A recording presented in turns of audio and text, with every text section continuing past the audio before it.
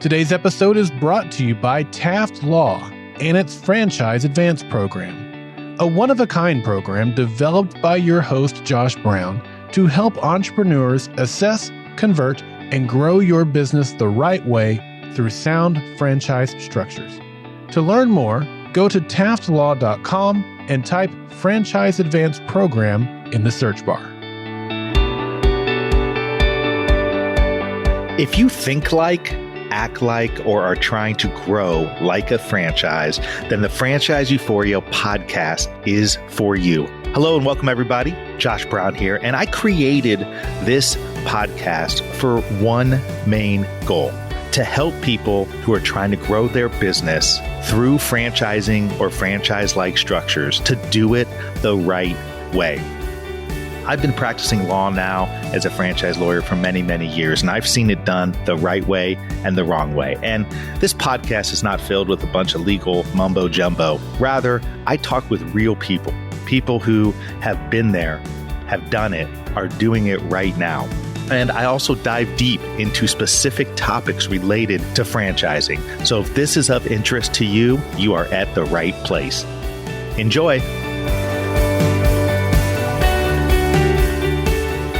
Hello, Amy. Welcome to Franchise Euphoria. How you doing? I'm doing great. Thank you so much.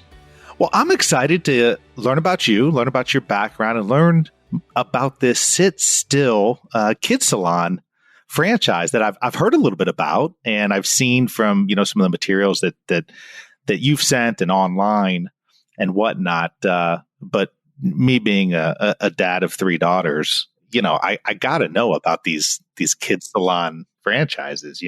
Yeah. Well, you're not alone. There's a lot of parents out there with kids who have hair that grows, that needs to be cut, and that's sort of the simplistic way of describing how I got into this business. Was just a very kind of obvious aha moment of, wow, this is actually kind of an incredible industry that not a lot of people are talking about.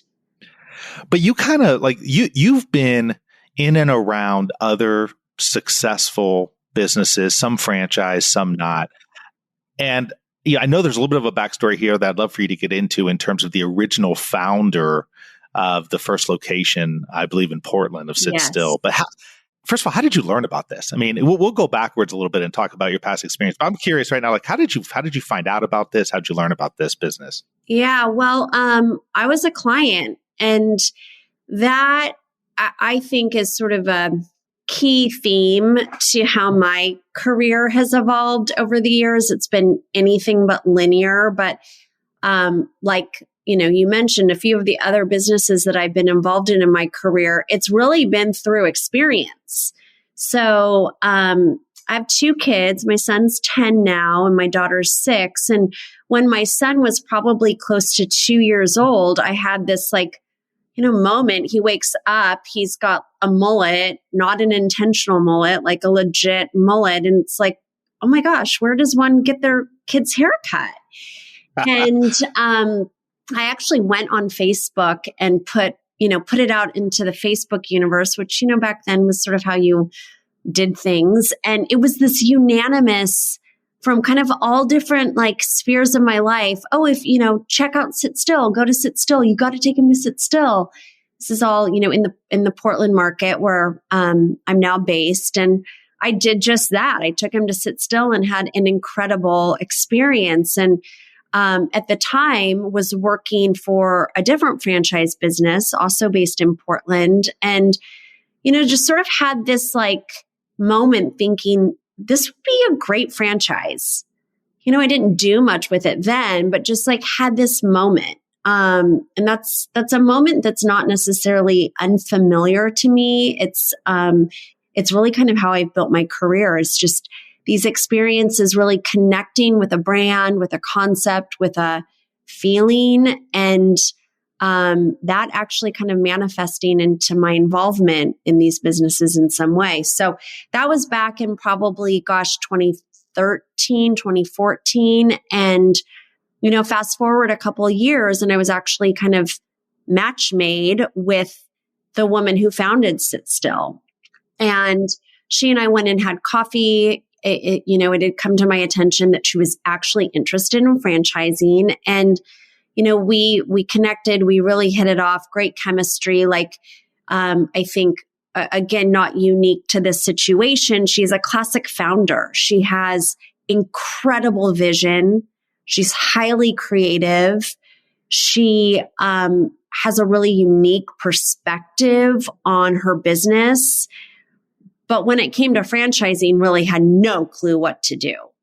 And so it was through that sort of union of her, what I like to say, the art, the brand, the experience, and the science that myself and two other women who I was working with at the time brought from a franchising lens. And we came together and created Sit Still Kids Franchising, which is now the business that we are collectively running and is the vehicle for opening salons across the country. Well, you mentioned, a key word in there, mullet, right? I mean, at the outset, you mentioned the mullet, and I got to say, never underestimate the power of a great mullet. I come from the Midwest, Amy. I'm in Indiana where, they have the Indianapolis 500, and back in the day, and maybe to a certain extent right now, but back in the day, if you showed up to the Indy 500 without a mullet, I mean, you were the outcast. Oh, my goodness. No, that's great. Actually, I lived, it's funny. I lived in Portland years ago. I loved living in Portland. Oh, this is even before I went to law school, but it's, I love living there. So I'm very familiar with the area. But I'm curious, you mentioned something in there too about the original founder. And what was her name again? Her name is New. Okay. It's most people who come about franchising, right? I think you'll probably relate to this, who think about the opportunities of franchising at some point. Usually come about that because somebody came in or multiple people came in and asked them about it, right? They're sitting there growing the business. She's operating this location, obviously for some time at that point. I mean, right. Started 6, 7, 8 years prior, out there giving the cuts, building the brand, building the business. But usually those type of founders are so busy in their business that it takes customers who come in and say, hey, do you have any other locations? Are you thinking about franchising? Is that what happened here? Is that what got her thinking about it to then lead to the conversation with you? Yeah, absolutely. You really articulated it very well. Over the years, she had heard from a lot of people. And you're right. Most of them were clients who said, are you going to grow? You need to open one in, another part of town, or you should franchise this, or have you thought about licensing? She heard frequently, and I think that piqued her interest. And she certainly saw the opportunity, but to your point, was very close to the business, running the day to day, and just really didn't know where to start. She had been approached by brokers, by consultative groups. In fact, it's so overwhelming, right? I mean, it's overwhelming. It is. It's like, where do you start? And then I think the minute you maybe even start to put one foot in front of the next when it comes to growing through, franchising or another mode of growth, you quickly kind of get redistracted by the day to day of what you're already doing. So you're right. It did take, I think, her connecting with my group to really, be honest, to build the confidence that she could hand the keys over. Well, and you had already, at that point in time, if we're going back to 2013, you were probably either in the midst or of growing or helping to grow Bar 3, right? Yeah. So, it's interesting because the two businesses, Sit Still and Bar 3, both Portland born and bred companies, opened nearly the same time, 2007 Sit Still, 2008 Bar 3, really kind of in the height of a recession. And the beautiful thing about Portland is that it is such a locally focused area. It's a city that really embraces homegrown brands and entrepreneurship, and I think that really did aid in both of these businesses being successful in such a volatile time. But well, it started too, right? I mean, it started way back in the day with their local breweries. I remember when I lived there in Portland. yeah, If you would go and ask for a Budweiser at any bar in Portland, they would kick your ass out of that place fast. I mean, it was like they had so many local, awesome breweries. They still do, but that was a foundational entrepreneur venture for a lot of people out in Portland. absolutely. Absolutely. It really is it's a beautiful place to incubate ideas, to be creative. It was, I think there was a real moment in time and things have certainly changed, but that Portland really was a safe space to come and reimagine different industries. And it's happened. It's a highly creative city over the past 10 years. Plus, a lot of people from bigger markets, New York, LA, San Francisco, have, made Portland home. And that has helped to create this environment of highly talented, forward-focused business leaders. And I think both Bar3 and Sit Still fall into that category. And we've been able to in both concepts, recruit incredible talent that has helped to grow brands that are now not just in Portland, but all over. So yeah, when New and I met, I had been at Bar3 for close to 10 years. By the time she and I actually connected, on a business level, my team and I had taken Bar3 from a handful of locations in Portland to well over 150 across the country and a handful international. Well, and why not? And let me ask you this: why not at that time? I always love, and there's not a right or wrong answer to this, but you take it from a handful. You're now with Bar3 at 100, let's say 150, 160, somewhere in that neighborhood. Did you feel like you had reached the height of where it could go, or what's the reasoning for just taking, or did you just have a sense of or a desire to go help another brand do the same thing because you'd kind of done it? Probably a little bit of both of those things and a few other factors. I look back on my time with Bar3, and like I said, close to 10 years of really falling into something that I was so passionate about. I mean, I really subscribe to what the founders of Bar3, Chris and Sadie, what their vision was. We were extremely aligned, and we built a business on passion and grit and vision. And it was baptism by fire. I knew nothing about franchising getting into this. And, learned on their watch. They gave really long leashes to a handful of us to go figure it out with their support. So yeah, by the time New and I connected, not only had we, sold over 150 locations and opened those across the country, I had opened my own Bar3 in New York. I wore so many hats at my time there, from franchise sales to business development, marketing, PR. I hired a bunch of the staff. I fired a bunch of the staff. Like I had done it all.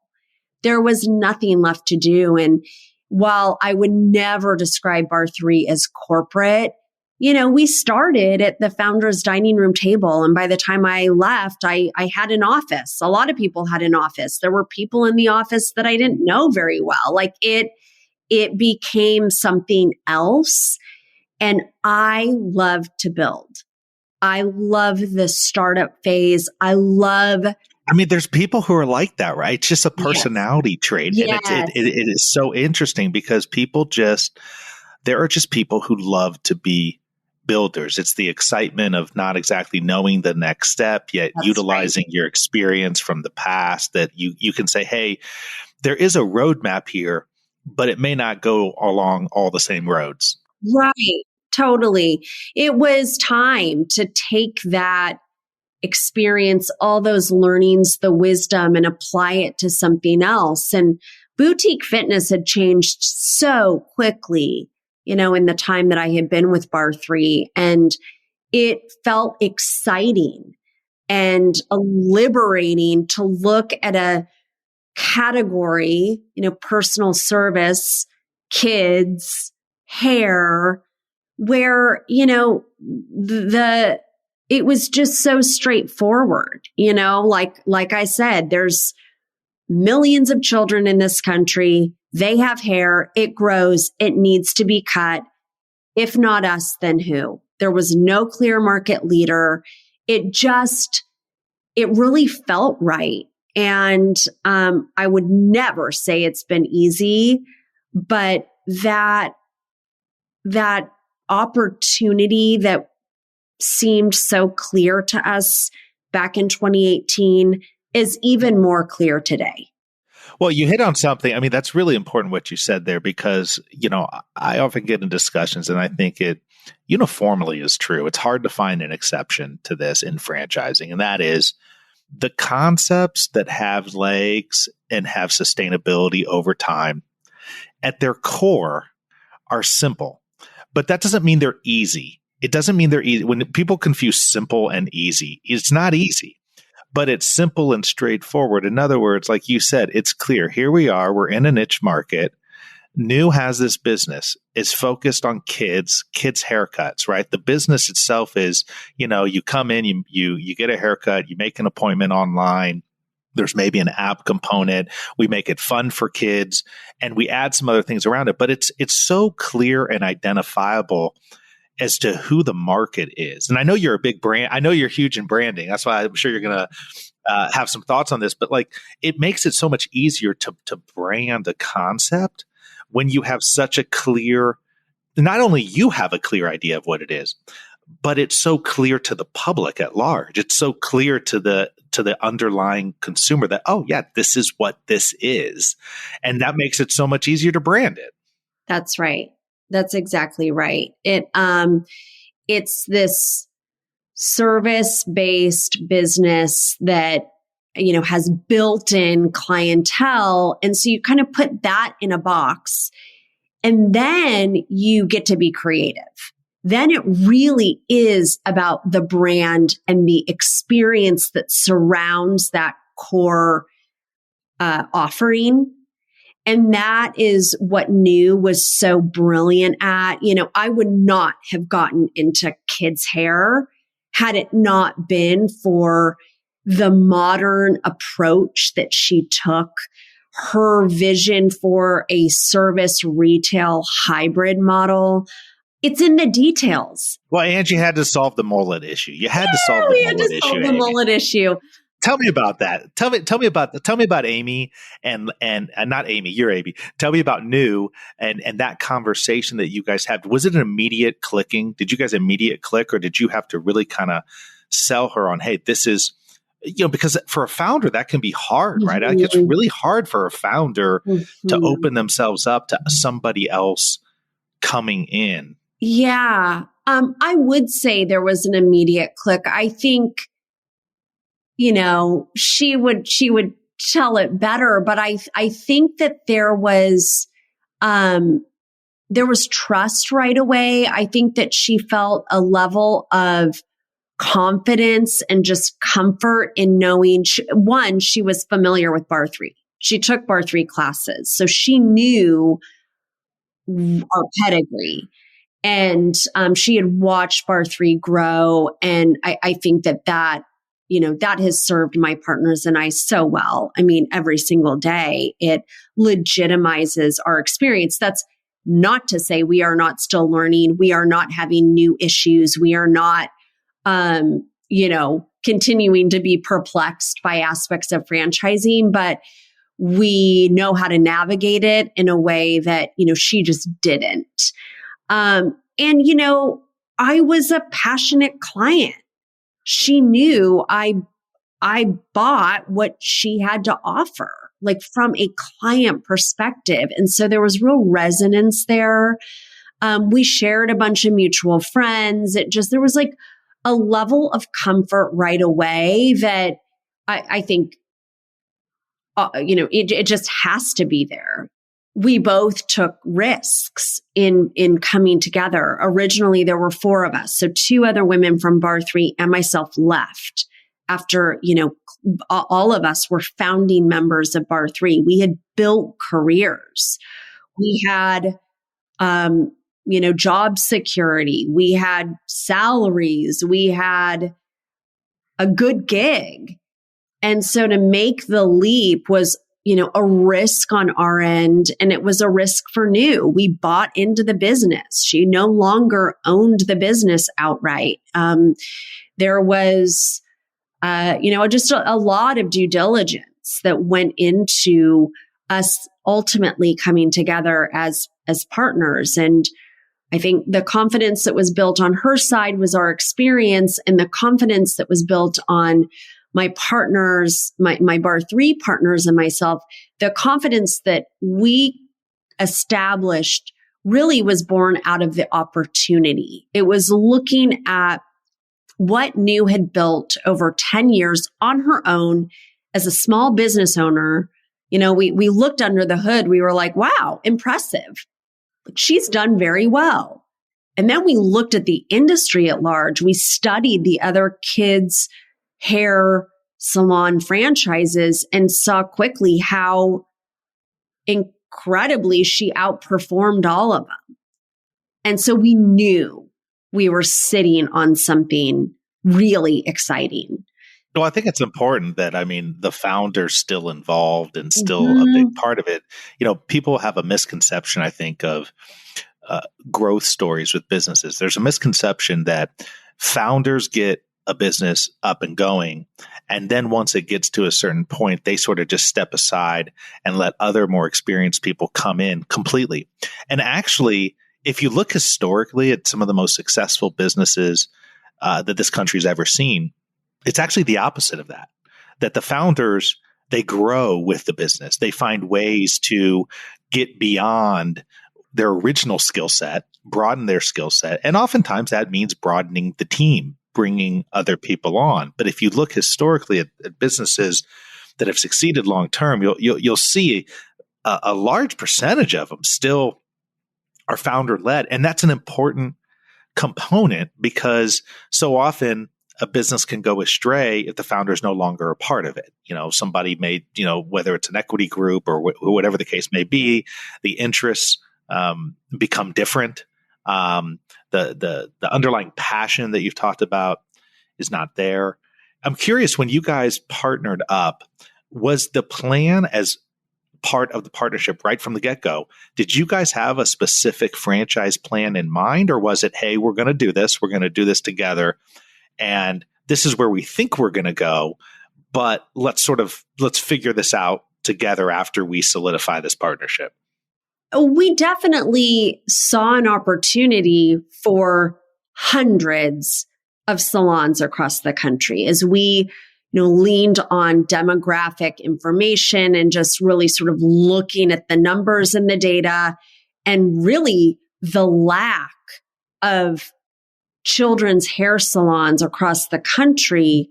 I think the ratio right now is there is a children exclusive hair salon for every 150,000 children in the country. Really? Yes. So from backing into that, it was like kind of a race to get going. But you got to start with one. And we knew through our time with Bar 3, the value, the importance, the weight that lives in those first few relationships with your first franchisees. And so, as we started to get going and we sold a handful of locations, then COVID-19 hits and everything sort of gets spun around a bit. I will say, I think we've been very fortunate at how small we were when 2020 came around, and, we didn't have hundreds of locations open yet. So we were able to be nimble. It actually allowed for us to double down on the model. And back to what you said about the founder, I think that's so fascinating, and it does not surprise me. And I've seen that in the businesses I've been involved in, the value of a founder and their ability to grow and elevate as their businesses grow and elevate. And I think, again, back to this idea of the art and the science, the other partners and I bring this science piece. We know how to scale a business, but the art really lives in New's world. She has the magic touch. She has, and the brand has evolved, and we've changed things, of course, but the essence is this surprise and delight capacity she has that is expressed in our salons, where parents are wowed, kids are wowed. I could not come up with that. My other partners could not come up with that. We know how to build that. Now we do, but that's what she brings. And so, as it, again, kind of back to this moment of reevaluating the business, was actually a time that we really leaned on New, when we had to kind of re-architect the experience to adapt to, what the pandemic meant for our business. That was really a time where we had to lean on New to say, how do we still make this special in masks, distanced, whatever it may be? And she ultimately is the one with the salon experience. We did not have that. We have that now. We're building that, but that was a key piece.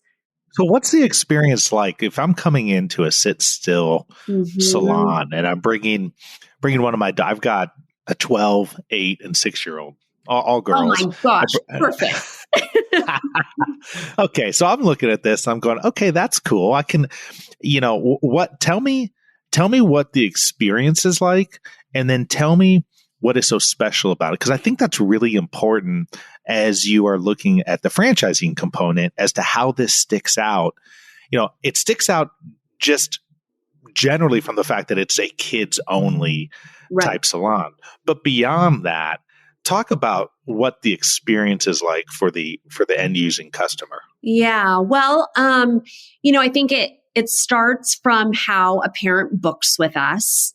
It was really important to us that it was extremely user friendly. We said, mom's got to be able to book an appointment with like a thumb, right? So like we got to design a booking experience that's super simple and straightforward. So you've got that box is checked. You arrive to the salon and it is extremely high touch. You come in, it's beautiful. First of all, the salons are modern, gorgeous. We like to say they're kid friendly without being anti-adult. They're not loud. There's not a bunch of primary colors and balloons and, clowns. It's understated. It's errs on the side of minimalism. Everything you see is there intentionally. So it's sort of a feast for all senses, if you will. You walk in, you're greeted. There is a consult. So we're talking to parent and child about what the goal is. What are we doing? We are listening. We listen so that we're all aligned on what the experience is supposed to look like. We have a really beautiful, well-appointed lobby area where parents are encouraged to sit. Depending on the age and the disposition of the child, that doesn't always happen, but there is a place for mom and dad to sit and chill. We offer cold brew. We offer rosé, water. See, now you're talking. Now you're speaking. Right? Yeah. We are giving mom and dad a moment to like sit down. This blows people away. Like never have they brought anywhere where their child anywhere where like they are catered to in this manner. The child is brought to the station. We either have a barber chair if the child's older. We also have custom made retro car chairs that our younger children sit in. They are equipped with tablets. So we've got Netflix and Disney Plus. This is a way to engage the child so they like do sit still, right? I like to say if you're looking for fast and cheap, like Sit Still is not for you. We take our time. These are appointments that, we utilize the entire time allocated to give a really, really great cut. And again, that kind of comes back to the conversation between mom, child, and stylist, what the goal is. And then once the appointment's over, there's a little treat for the child. Like I said, we've got retail. We have ample square footage dedicated to not just hair products, but everything but from toys and gifts to puzzles, books, retro T-shirts. It's really cute. So oftentimes families leave with a little something for the kid, maybe a birthday present gift, and it mimics what happens to adults in nice salons that they go to. It just happens to be for a child. Well, it's an experience, right? I mean, I remember as a kid, okay, so I remember I remember going to the barber, and it was this local barber shop. And this is back when I had hair. I had a full head of hair back then. And now my dad was bald on top and had hair on the sides a little bit. It was short on the sides. And I just remember, I went to this guy's, it was Dick the Barber. That was the guy I went to. And you remember these sort of experiences, and they just stay with you. And I remember, him asking me, hey, what kind of haircut do you want today? And I remember, at different times saying, no, I want to look like my dad, bald on top, short on the sides. Yeah. And he'd say, I don't think I'm going to do that, Josh, but we'll make it look good. And, you sit there and you talk about whatever a case may be. I always enjoyed sports. And so we'd talk to him about sports. And so the idea is that it's an experience, and you remember those. I remember going to my pediatrician, and when I would leave, I always remember this, not because of why I was there, because every time I leave, he would give me a piece of juicy fruit gum, right? I mean, it was just those little things. It's in the details. It's in the details. And that's, to me, what you're saying in all of this is that you're creating memories. You're creating an experience. It's not just, hey, let's just go get the cheapest haircut possible. Because let's be honest, there's places out there where you can do that. It doesn't matter. It doesn't have to. Here, it's different. You're trying to do something that, not only is it a meaningful bonding time for possibly the parent and the child, but it's an experience overall. So I think that's a really important point that you're making here as you're describing the experience of going to Sit Still. Yeah, you're exactly right. Making memories and really, being a part of a child's journey into their own self-expression. That's one of the things that's really important to us too, is that,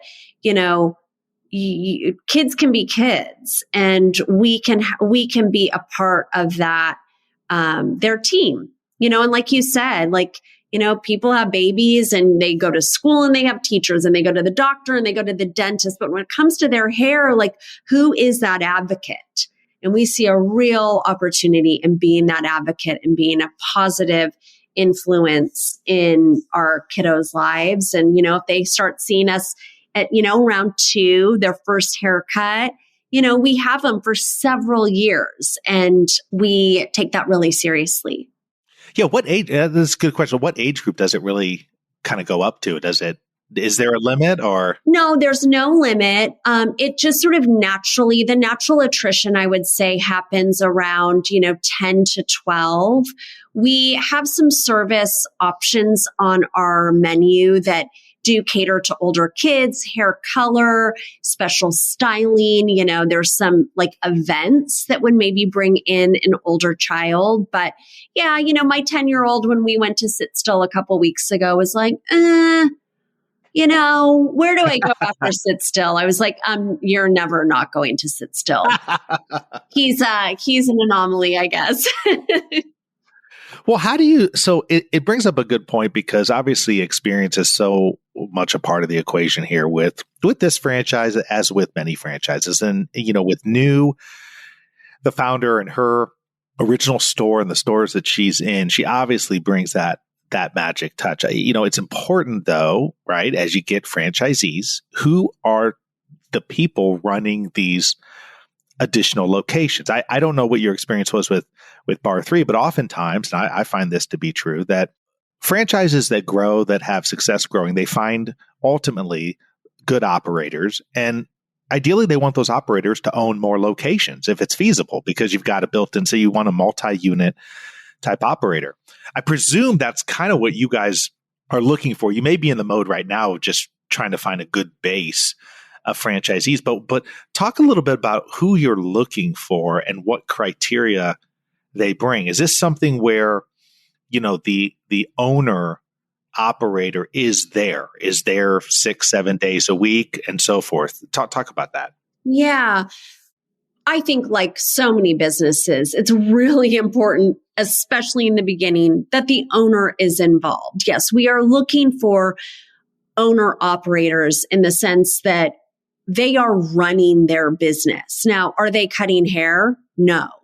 So there's already sort of a clear, I guess, boundary that just isn't crossed from that capacity. They are not performing the service, but they are highly involved in recruiting, training, and developing their team, stylist and front desk. So from that perspective, what I'm really looking for as I talk to people who are interested in this is, what's your business acumen? Like some basic business skills. Can you read a P&L? Do you understand the importance of managing costs and, why it's important to be strategic about your schedule and pricing and all of that. But I think as important as that business acumen is someone who really resonates with the experience. Somebody who is looking to open a franchise and, has Sit Still and, Kinko's and a Jiffy Lube like on their desk under consideration, I would say is probably not the person for us.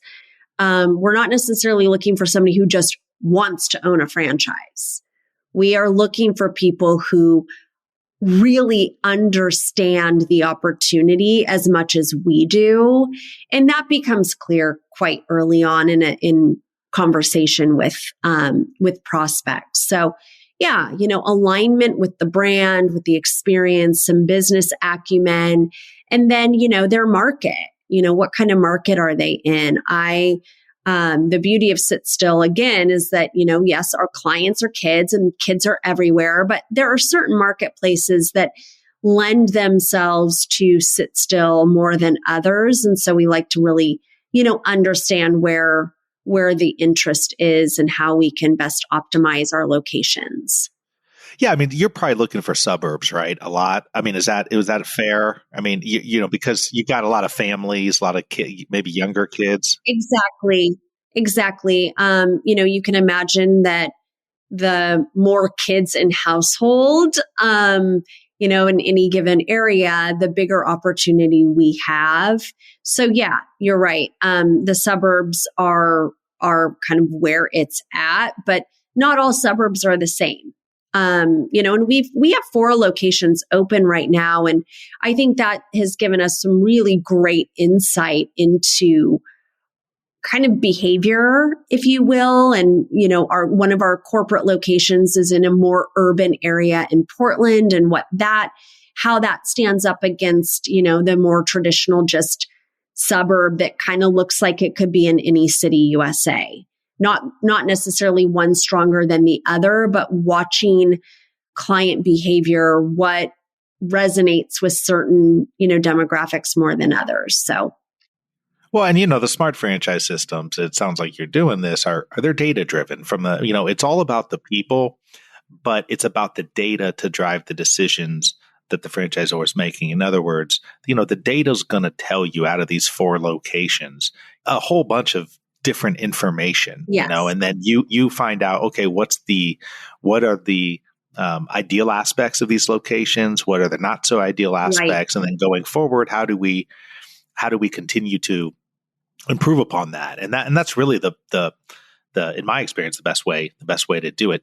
Tell me, Amy, as we're finishing up here, I think we spent a little bit, I told you 20, 30 minutes. It's been about 40. It's been a really great conversation. So I appreciate you spending a little extra time here, but going forward for Sit Still, what are the plans? Obviously we're still in the midst of COVID with Omicron at this point. Who knows if there'll be another variant? It does, to a certain extent, seem like, people are learning to live with it, while at the same time still obviously wanting to be careful and cautious. Talk to me about where Sit Still goes forward over this next year or two. What are the plans? What are you guys looking to do from a growth perspective? Yeah, well, we have about 6 locations scheduled to open over the course of the next 3 to 12 months. Of course, real estate and some variables that keep that kind of a moving timeline. But we have over 14 locations spoken for as of today, with a lot of interest. So you will see Sit Stills popping up across the country over the next year, which is just, thrilling. It's absolutely thrilling. Well, you need to come to Carmel, Indiana. That's where I'm at. We do. It's like the Carmel, Indiana, Carmel, Fishers, Zionsville, Westfield. I'm naming all these local places here. These are like ready made for a Sit Still salon.